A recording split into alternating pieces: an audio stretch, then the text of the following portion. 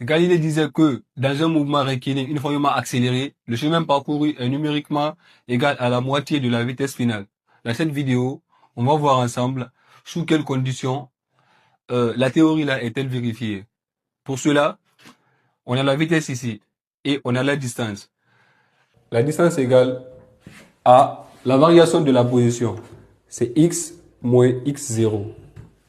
Sachant que dans un mouvement rectiligne uniformément accéléré, la position est égale à quoi? 1 demi de a t carré plus v0t plus x0.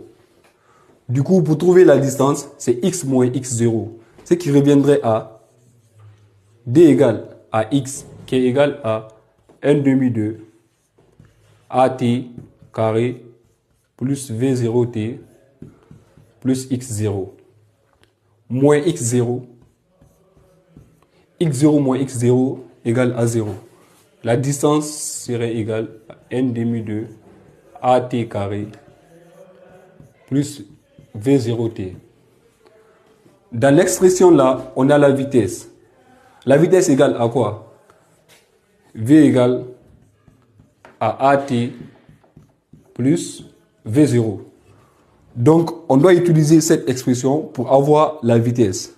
Pour cela, soyons un peu intelligents en factorisant la distance par t. D égale. En mettant en évidence le temps, on aura, tout en gardant l'œil sur l'expression de la vitesse, V égale à at plus v0. Donc, essayons de rendre le même dénominateur. La distance égale à t facteur de 1 fois a at plus 2 fois v0, 2v0 sur 2.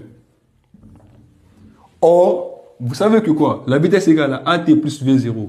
Ici, on a 2v0. 2v0 égale à v0 plus v0. La distance égale à t facteur de at plus v0 plus v0 sur 2. at plus v0 égale à la vitesse. La distance égale à v. at plus v0 égale à v plus v0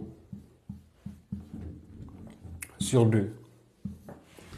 Selon vous, quand est-ce la formule là revient à v divisé par 2? C'est lorsque la vitesse initiale qui est là est nulle et que le temps est égal à 1 seconde. Si le temps est égal à 1 seconde, on aura 1 fois